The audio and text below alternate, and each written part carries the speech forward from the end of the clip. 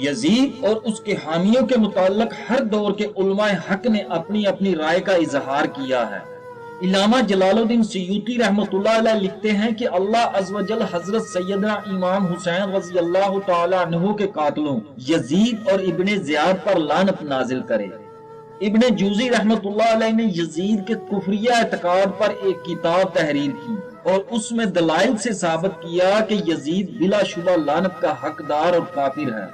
علامہ ملا علی قاری لکھتے ہیں کہ یزید کے کفر کے متعلق یہی کہنا کافی ہے کہ وہ شراب کو حلال سمجھتا تھا، اور اسی وجہ سے حضرت امام احمد بن حنبل رحمۃ اللہ علیہ نے اس پر کفر کا فتویٰ لگایا ہے، جو کہ اس کے افعال کی وجہ سے اس پر صادق ہے۔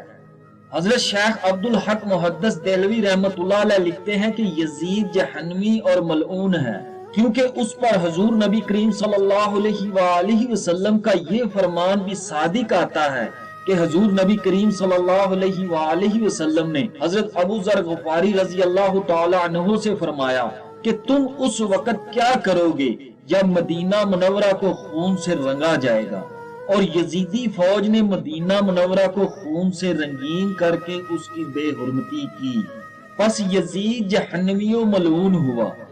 مجدد عالم حضرت مجدد الفسانی رحمۃ اللہ علیہ کا قول ہے کہ یزید بدبخت تھا اور اس کی بدبختی میں کسی قسم کا کوئی شبہ نہیں ہے۔ امام اہل سنت حضرت امام احمد رضا خان بریلوی رحمۃ اللہ علیہ فرماتے ہیں کہ یزید فاسق و فاجر تھا۔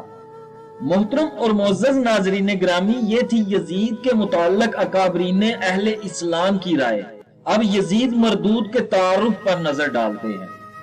یزید سن 25 ہجری میں حضرت سیدنا عثمان غنی رضی اللہ تعالی عنہ کے دور خلافت میں دمشق میں پیدا ہوا۔ اس کی ماں کا نام محسون تھا، جو قبیلہ بنو کلب کے سردار عبدل بن انیف کی بیٹی تھی۔ یزید نے اپنے ننیال میں پرورش پائی اور وہ اول درجے کا شرابی تھا۔ اس کا قبیلہ حجاز کی سرحد پر ایک صحرا میں آباد تھا، جو ناچ گانے کا بہت دل دادا تھا۔ روایات میں آتا ہے کہ یزید شام کو شراب پیتا اور اسی حالت میں صبح ہو جاتی، پھر صبح کو شراب پیتا اور اسی حالت میں شام ہو جاتی۔ شکار کا شوقین تھا اور اسی وجہ سے اس کے پاس کافی تعداد میں شکاری کتے ہوتے تھے۔ یزید نماز نہیں پڑھتا تھا اور نہایت جابر و ظالم تھا۔ اس دور میں اس سے بڑا ظالم اور کوئی نہیں تھا۔ یزید نے حضرت سیدنا امام حسین رضی اللہ تعالی عنہ جیسی شخصیت کو شہید کروایا۔ یزید اتنا بڑا گستاخ تھا کہ اپنے استادوں سے بھی لڑ پڑتا تھا اور انہیں مرنے مارنے پر آ جاتا تھا۔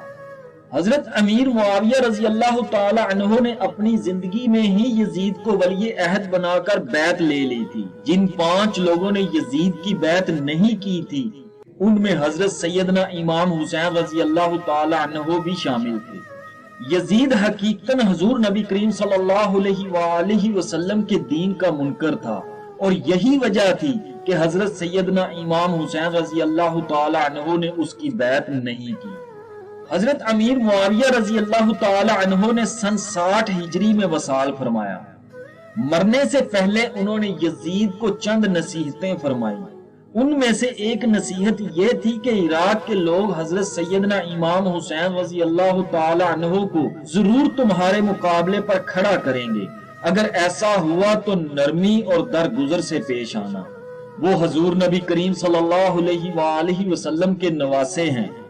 جب حضرت امیر معاویہ رضی اللہ تعالی عنہ کے وصال کے بعد یزید تخت پر بیٹھا تو تخت پر بیٹھتے ہی اس نے مدینہ کے گورنر ولید بن عقبہ کو ایک خط لکھا اور اپنے باپ کے انتقال کی خبر دی، اور ساتھ یہ بھی کہا کہ جتنی جلدی ہو سکے تم حضرت سیدنا امام حسین رضی اللہ تعالی عنہ اور ابن زبیر رضی اللہ تعالی عنہ سے بیعت لے لو۔ ولید بن عقبہ بہت شریف انسان تھا، وہ لڑائی جھگڑے کو پسند نہیں کرتا تھا۔ اس کے دل میں اہل بیت کا بہت احترام تھا۔ چنانچہ ولید بن عقبہ نے مروان بن الحکم کو مشورے کے لیے بلایا۔ اگرچہ مروان بن الحکم بھی پرلے درجے کا بد نیت، بد زبان، بد کردار اور مکار تھا، مگر اس وقت ولید بن عقبہ کو ایسے بندے کی ضرورت تھی جو اسے کوئی مشورہ دے سکے۔ चुनाचा मरवान ने कहा कि हजरत सैयदना इमाम हुसैन रजी अल्लाह तआला अन्हो और इब्ने जुबैर रजी अल्लाह तआला अन्हो को यहाँ बुलाकर बैत का मुतालबा करो, अगर वो ना माने तो मुआज अल्लाह उनकी गर्दनें उड़ा दो। इस पर वलीद ने कहा कि ऐसा कदम उठाना क्या जरूरी है? इस पर मरवान ने कहा बहुत ही जरूरी है, अगर तुमने ऐसा काम ना किया तो फिर ये तुम्हारी गर्दनें उड़ा देंगे। साहिब तफसीरुल मुआनी लिखते हैं कि यजीद ने हजरत सैयदना इमाम हुसैन रजी अल्लाह तआला अन्हु की शहादत पर कहा कि काश मेरे बदर वाले लोग जिंदा होते और देखते कि मैंने बनी हाशिम के सरदारों में से सबसे बड़े सरदार इमाम हुसैन रजी अल्लाह तआला अन्हु को कत्ल करके बदर का बदला ले लिया है। और इस वक्त वो खुशी से पुकारते कि ए यजीद तेरे हाथ कभी न थकें। रवायात में आता है कि यजीद बला का शराब नोश और नाच गाने का दिलदादा था।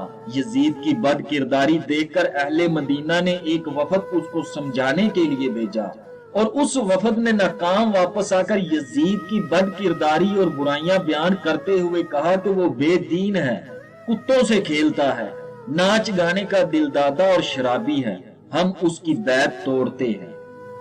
यजीद ने शराब की हुर्मत में कहा कि अल्लाह ने नमाजियों के लिए हलाकत का हुक्म दिया है, ना कि शराबियों के लिए, बस शराब हलाल है इसलिए हम शराब पीते हैं और ये जन्नत में भी जन्नतियों को पिलाई जाएगी। नीज ये कहा कि अगर दीने मोहम्मदी सल्लल्लाहु अलैहि वसल्लम में शराब नोशी हराम है तो फिर तुम हजरत ईसा अलैहिस्सलाम के मजहब पर रहकर शराब नोशी कर लो। हजूर नबी करीम सल्लल्लाहु अलैहि वसल्लम ने शायद इसी वजह से फरमाया था कि मेरी सुन्नतों को बदलने वाला पहला शख्स बनु उमैया से होगा और उसका नाम यजीद होगा।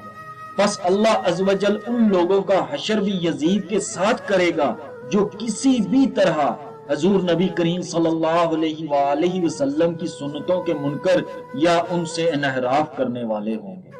तारीख की किताबों में लिखा है कि मुआविया बिन यजीद जो कि यजीद का बेटा था, उसने बदबख्त बाप की मौत के बाद तख्त पर बैठते हुए एक तवील खुतबा दिया जिसका लुबे लुबाब ये था कि मेरा बाप हाकिम बना मगर वो नालायक था और नवासाए रसूल हजरत सैयदना इमाम हुसैन रजी अल्लाह तआला अन्हु को शहीद किया और कब्र में गुनाहों के वबाल के सबब मुस्तहक़े अजाब हुआ। फिर मुआविया बिन यजीद ने रोते हुए कहा कि उसकी बुरी मौत उसका बुरा ठिकाना है। उसने हुजूर नबी करीम सल्लल्लाहु अलैहि वसल्लम की नामूसो अजमत पर हरफ उठाया और शराब को हलाल किया और काबा की अजमत को नुकसान पहुंचाया।